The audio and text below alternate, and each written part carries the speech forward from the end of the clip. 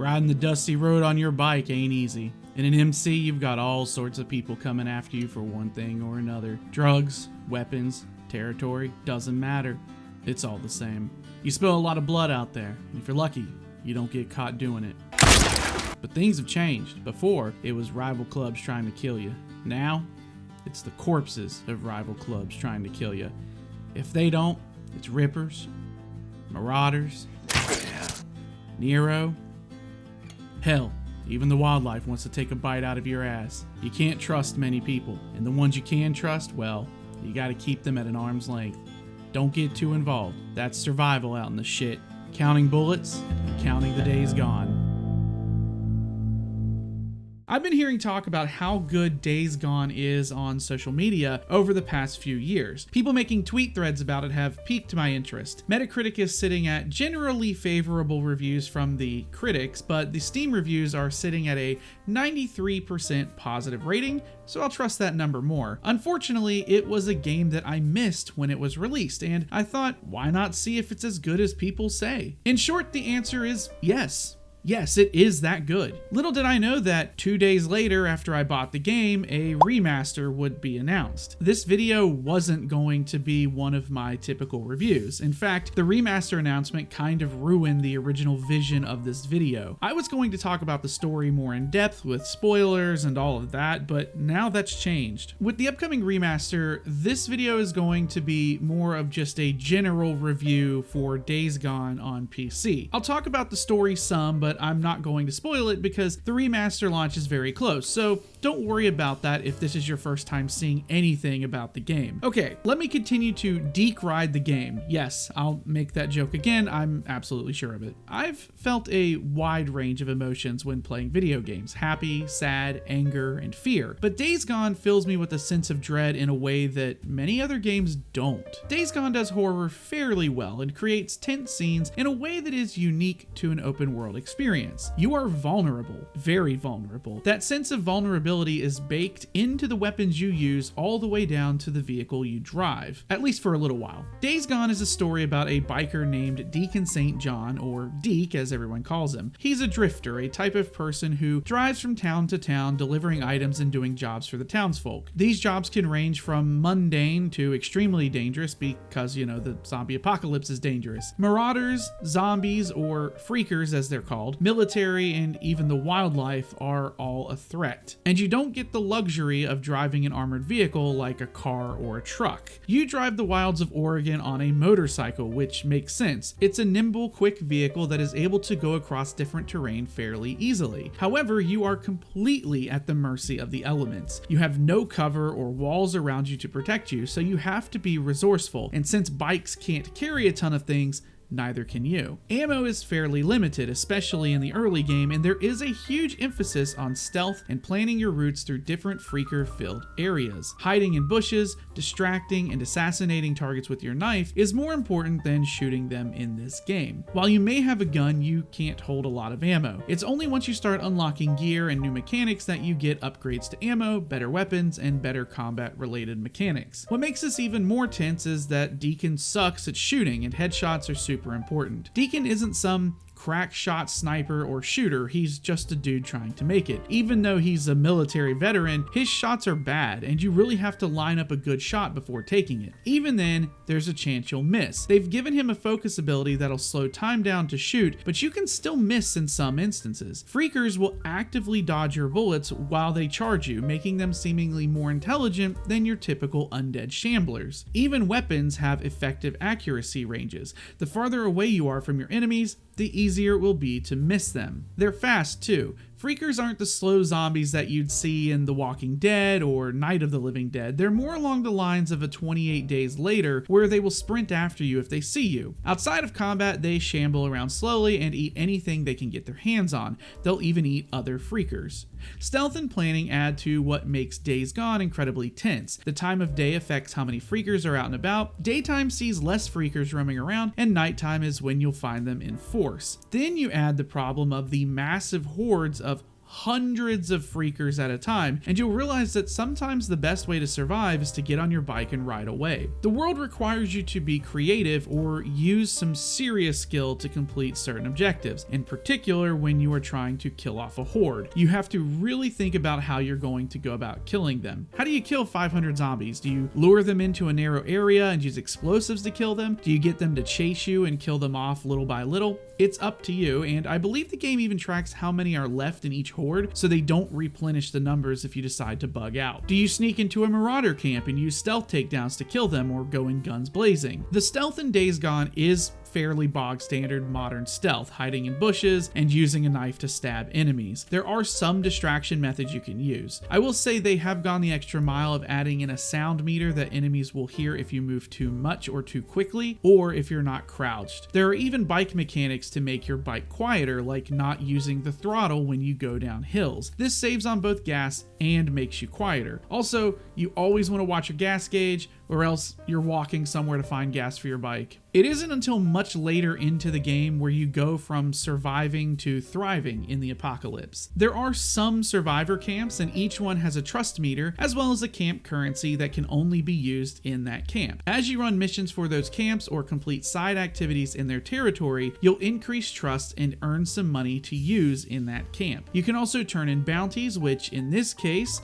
turns out to be things like the ears of the different types of freakers. I'm not sure what they use the ears for, but you can earn trust and money from this. You can also bring food to the camps as well to get the same rewards. These camps are a lifeblood for you as a drifter. They have gas for your bike and repair it, as well as upgrade it. Some vendors sell guns and ammo, as well as suppressors and explosives, all things that will be very useful out in the open world, which is lovingly called the shit. You'll be running missions for these camps, as well as going through the main missions of the game. All the while, you'll run into a colorful cast of characters. From the Alex Jones type freedom truther, Mark Copeland at Copeland's camp, to the ruthless slave laborer Ada Tucker, and then down to the tenuous piece of Iron Mike, as well as a few others, but no spoilers. You'll never be short on characters to both love and hate. Personally, I am a big fan of Iron Mike. He's the leader of the third settlement that you come to. He's also in a very tenuous relationship with a group called the Rippers. They're a faction you meet very early on, and they are absolutely insane, but Mike and them have a peace treaty. What happens in that storyline is insane, and its resolution was good, even if the boss battle was underwhelming. In fact, I would say that the few human bosses you do fight are fairly underwhelming. That's probably one of the shortcomings of this game. The stories still resolve in a satisfying way, just the actual fights themselves are nothing great. I also found Copeland to be an interesting character. Deacon has a tendency to get angry with Copeland because of his truther radio broadcasts, but at the end of the day, I think Cope is mostly right. It seems Deacon is more mad at Copeland for constantly gloating about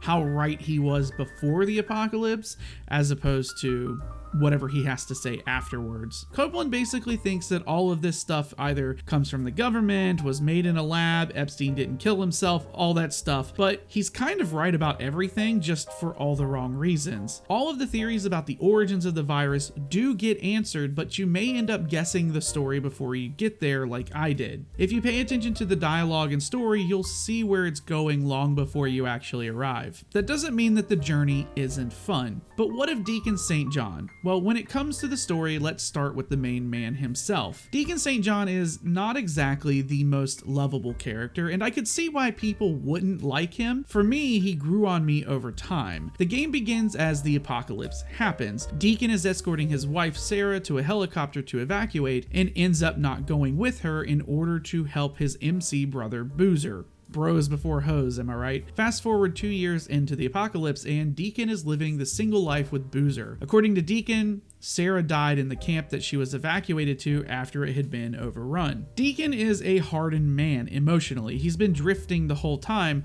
only with Boozer as his closest friend. He's also the king of grade A sarcasm and douchery. I didn't like Deacon at first. He comes off as a real deekhead. I told you that joke was going to come up again. But he grew on me over time, especially as the story unfolds and he starts to change. I love the characters in this game. They each have their own personalities, for better or worse, and there are some genuinely touching moments moments in the story. Deacon will sometimes reminisce about Sarah and how they met. These moments show an almost completely different person to the guy we are now. In the flashbacks, Deacon is still sarcastic, but he's loving and kind towards Sarah. He's somewhat more level-headed. In the apocalypse, Deacon talks to himself constantly. He makes comments about the enemies he's going to kill in an almost lustful way. He wants to kill these baddies.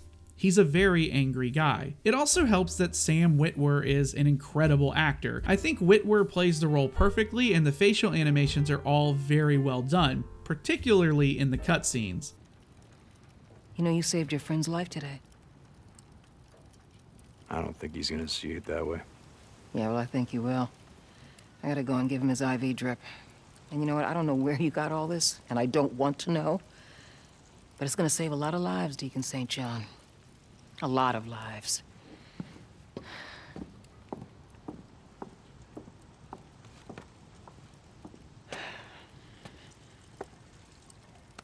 I gotta go help Addie. Mike, just settle down, okay? Deacon! Get out here!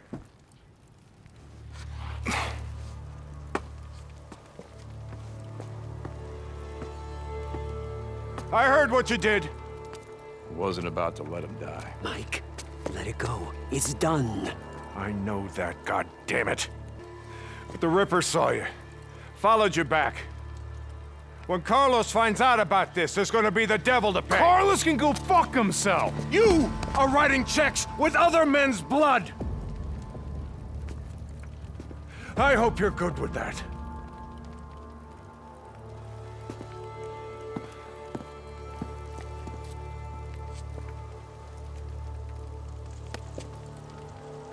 You did what had to be done.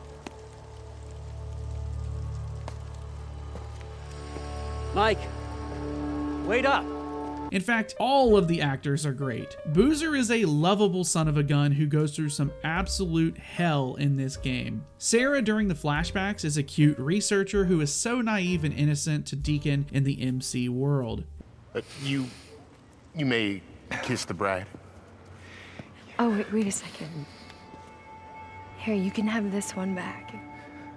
But only if you promise to ride me as much as you ride your bike. Ricky is a daring woman who is constantly trying to keep Deacon looking towards a more positive future. Days Gone is a huge game. I thought that I was near the end around 30 hours in, and then the game opened up even more to newer areas. New factions appeared and certain storylines resolved that opened up new pathways. There's a decent amount to do in the open world. There are enemy camps to defeat that unlock bunkers with upgrades. There are Nero camps that give you upgrades to health, stamina, or focus. There are Freaker hordes to clear out that unlock new weapons. Almost everything that is a side activity gives you something. However, in my experience, random side encounters in the open world with question marks aren't that great. Sometimes you'll come across a survivor that you can save to earn money or trust for a camp, which is useful, but it seemed that most other times it was just a huge waste of time. I don't know how many times I would do a question mark only for it to either take me to a camp or have me be ambushed by like 4 guys who gave me nothing useful at the end. Sometimes I would have to use more resources finishing the question marks than what I got out of it. So I hit a point where I stopped doing them. Since this is an open world game, there are collectibles, but they aren't nearly as insane in number as a Ubisoft game, but they are still plentiful. Each zone has a number of collectibles that you can find, and while some of these things can be completed for unlockable items, it seems that they are mostly there for completionists who want the achievements. But the world in Days Gone is also varied. There are multiple biomes with rainforest to more desert-like areas, a swampy lake area, snowy mountains, and a massive island in the middle of a lake. And when I say rainforest, I don't mean like a jungle, I mean a forest where it rains all the time, because seeing as this game takes place in Oregon, expect tons of rain.